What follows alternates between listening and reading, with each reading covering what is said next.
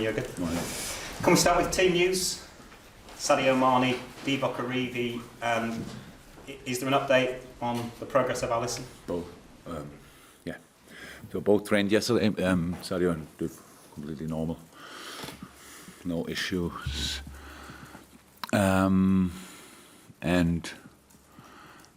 Ali is in a good way. So he did yesterday a full, not with us, but with the goalie coaches, a full session. So getting closer and closer. So we will see now. We have to talk to the medical department. So Ali looks like he is close, but the final word has then the medical department, obviously, because we have to ask how it is exactly. And but that's it. And not for, so Ali is not in contention for tomorrow. To say that, just trained now. It looks like maybe he can train with the team, maybe from Sunday on. But don't know 100%. But it's really close. Yeah. Nothing else, actually, I think, after the game. Oh, yes. No, Shaq is not ready yet. He's doing rehab. That stuff. Maybe got a knock in his back and against MK Dons early in the game. Looked a bit awkward after the game, but should be good. Yeah, Curtis Johnson, another knock, but that's it. One is not recording anymore? Recording, no, that. They're recording. Not your problem. Who? Them or them? Yeah. This weekend sees the FIFA's best men's coach of the year against the LMA manager of the year in Chris Wilder. He was full of praise for you at his press conference yesterday, Chris Wilder. What have you made of the job that he's done at Sheffield United, some of the tactical innovations and the way they've started the season? Oh, it's incredible, what Chris is doing there. Really, I'm looking forward to meet him, to be honest. It's first time that we see each other. I saw his team playing now in the analyze period. You always see a lot about the team. It's really interesting. It's what they do. They do really well in the system they play. Really aggressive, good pressing, a lot of things. And then, of course, when they have the ball, this is slightly interesting pattern. And when the centre halves overlap whoever is there, the winger or whatever. So yes, that's interesting. But that's it. But I think I'm 4 years in England now, nearly. I don't know everything about the other clubs, so historically and stuff like this. But it seems to be a big club, obviously, and Sheffield, and they deserve being in the league. So since I've followed the championship a lot, and I know how competitive this league is in going up. The way they did against the teams, they had like Leeds or Derby last year. It's a big one, and so yeah, for sure, really great coach, and looking forward to face his team. 15 Premier League wins in a row now. What does that do for the mentality of the group? Is there almost an expectation now that the players feel they'll win every game, almost a feeling of invincibility in the Premier League? No, we don't think about it. It's the only moment when I face this, when I even think about it, is in press conferences, because nobody mention it. We don't think about it. It's just the next game, and that's how we won a few of the last games. But thank God we lost from time to time in the Champions League or in other cup competitions, that we still know how it feels. It's really important. You want to change things then if you lose a game or whatever. So, but we just want to go to Sheffield and make their life as uncomfortable as possible. That's the plan. We are considered as a top team, but we don't want to behave like a top team. Playing, if possible, yes, but fighting like actually a proper challenger. That's it, because I don't see any reason for that there should be any advantage for Sheffield apart from playing in their own stadium. So is it allowed that they fight more than us? No. Is it allowed that they run more than us? No. Is it allowed that they just do more like us? No. So we have to be there absolutely spot on. That's the plan. That's the plan. We did it with, we tried to make sure with how we planned the week that the boys will be ready for that game. And so now we go there. And how is that for me the first time? Yeah, really looking forward to it. And because of how Adrian is getting seemingly more and more settled into the way that you do things here, has that taken a little bit of the pressure off Alisson, that you don't have to push him or rush him back a bit more? Yeah, of course. So that made everything easier. Imagine it would have been different. So we would have asked probably Ali after a week. Okay, you limp, but don't care. You still can go to goal. But Adrian did and is doing a brilliant job. So yes, that makes everything easier, 100%. And so yeah, that's why I said. But it's important with injuries anyway that you don't rush it, and we really try to never do it. But if you have no other option on a position, and you cut off a couple of days of the rehab time. That's how it is. But we don't really like to take risks or whatever. So we will see when he's ready. Until then, Adrian is our goalie, and so far he did really well. And Chris Wilder was probably half joking yesterday when he said they probably have to have 10 or maybe 11 defenders tomorrow. We need to have 10 or 11 defenders. Because that's generally your ethos anyway, isn't it? All 11 defend from the front. Everybody's responsible for everything. Easy as that. Yeah, clear. So that's how football is.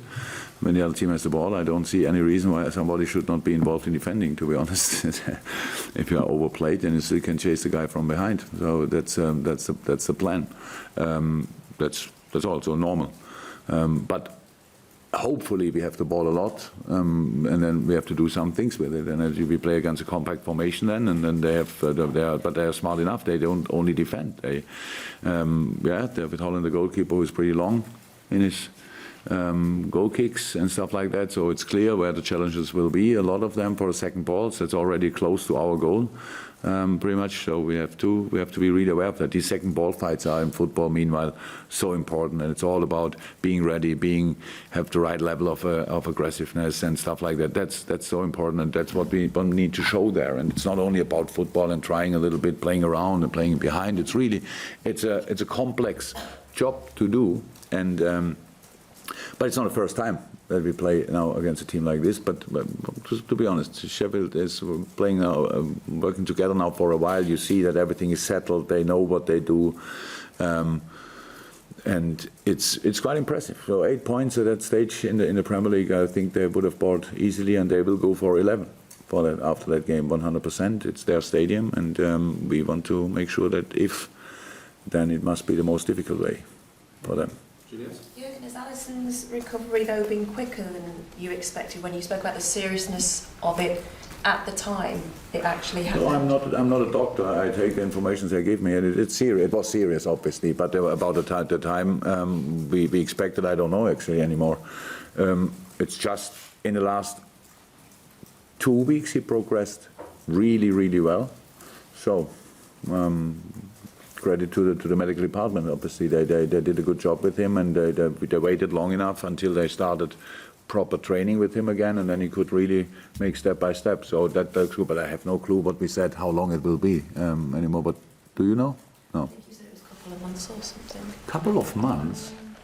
How long is he out now? A couple of months. Yeah, welcome. Yeah, nice. Thank you very much. So, spot on. We've spoken a lot about Virgil van Dijk and what a fabulous time he's had of things since he's been at Liverpool, won various awards. If you look at his partner at the moment, Joel Matip, he's really progressed, hasn't he, over the past period of time since he's come into the team. What do you think has made the difference for Joel? Because he's probably playing best and most consistent time for Liverpool, and he just appears to have matured now. What do you think's made the difference? That's what happened to footballers. That's what happened to human beings. With the challenges you have, in the idle world you grow with it. But Joel was always an incredible talent. He played as an 18-year-old boy already for Schalke Bundesliga, so that's not that easy. Even maybe the respect in England for the Bundesliga is not too big, but it's a strong league, and he played there, and he was always a standout player for them. Really fixed point in their defense very early in his life already. And yes, and then you lack a little bit of consistency that can happen. That you have, especially with this physical on the one side it's a strength, on the other side there are issues. Obviously, I'm tall as well, so that's not, doesn't look always sensational when we move, and so that's what you have to learn to deal with all these things. But of course he grew and he developed, and with the team, how we all did. But was when in a world of big transfer fees, signing a player like Joel Matip on a free transfer that's incredible. That was maybe one of the best pieces of business we did in the last year. So yes, all good really. They play together, but it's not Joel. When Joe played or Dejan played with not only with Virgil, but when they played, they are really good players, and we have no issue on that position. Thank God. That doesn't mean they are perfect and don't make mistakes. They will make mistakes, but really not too often. And in a best case, we then sort it with the others. So then nobody speaks about it after the game. But yes, Joel is in a really good moment. Long may it continue. That would be really cool. How much has the performance at MK Dons in midweek of Harvey Elliott, Curtis Jones, Kiana Hoover and others maybe given you food for thought that they could be closer to playing Premier League football maybe quicker than you anticipated? No, I think they're all ready for that. That's always clear, but we need to find the right moment. And they have to learn a lot and to develop a lot. Yes, it was really wonderful. A lot of situations were really nice. I think for Harvey, he was the most obvious for the things he did on the pitch, the 2 chances he had, and or 3 chances he had, and a bit unlucky with the crossbar. But no, we are not in doubt about these boys, and we know exactly what we want to do with them and what we want to have. Or what we expect from them, and that's but the best news is they have all the time in the world, and they are part of a really strong squad. Means it's not that it's easy to come in a game like in a team like this, but they are as close as they have to. That's really cool, and we work really a lot and hard with them that they can make the next steps. But what they need to bring in is they have to be patient. That's how it is. But you see when you leave, let them off the leash, then they're obviously ready for some really nice football things, and that was the plan before. So it's nice to have them, and but a long way to go, because we prepare them not for one Premier League game, we prepare them for a Premier League career in the best way at LFC, and that's what we want. So still a few steps to go, no problem with that, but really nice signs on Wednesday, that's true. How important was that Wednesday night, giving game time to players who have not been on the pitch that much? Because I can imagine during the season frustrations start to grow if you're not pitching regularly. It's very important that's how it is, and as I said, we have a really strong squad, and the thing is that the very most important thing is for a player that he doesn't lose confidence. That's normal. You lose rhythm if you don't play for 3-4 weeks. That's how it is. If you cannot build on the last game and stuff like that, that's how it is. And I think we could see that a little bit. That's in the game though. But on the other side, it's really very important that the boys stay confident, because in a moment when you are a member of this squad, you have to be confident. Only about the fact that you are part of this squad, because we have only really strong players here involved in all that stuff, and so it was cool that we could do that, and we will do that as long as it is possible. It went always to the injury situation and stuff like this, but we really try to keep them all on track. Frustration is not so much an issue, because it's a professional footballer's life. That you know you have to do everything, and sometimes you get nothing in the prospect that you are not in the lineup, or maybe you're not even on the bench or whatever. That's part of the deal actually. But yes, rhythm-wise, it was very, very important. James Milner was influential in that game. I'm just wondering, if you can talk about how important his role is within the wider squad, and also, how important is it to maybe get him down to a new contract within this final year? Millie is unbelievably important. I said that now, I think. Well, no problem to say it again and again, but I said it a couple of times, or very often, because he is Mr. Professional. That's how it is. So he's very, very serious in all the things he's doing, but still a funny guy. But in the dressing room, in a game like this, like MK Dons, for example, let's take that as an example. You go there, and you play with 5 kids. That's good, nice. And you have then 6 first-team regulars, players, whatever, on the pitch. And they always can, like, okay. And the others didn't even travel. And it could be kind of a feeling, we play MK Dons, nice, thank you very much, boss. But no chance in the team as long as James, the guy like James or Adam or Hendo, if he would have been involved, are in the team. So because from the first moment, if we are here, we give our everything. That's how it is, and that he's a role model for all the young boys. That's not only for the young boys, but because exceptional career so far. I don't know exactly. I think we celebrated a couple of weeks ago 500 in the Premier League or something. It's not too long ago, I think, and he looks like he has a few more years in the locker. That's really good, but contract situations. Not even when we talk about Millie. We don't talk about here in that room. That's how it is. But we are really happy to have him. David, anything from you? James, anything from you? Richard? Anything like that? Lovely. Okay. Thank you very much, guys. Thank you. See you. By the way, this one is off.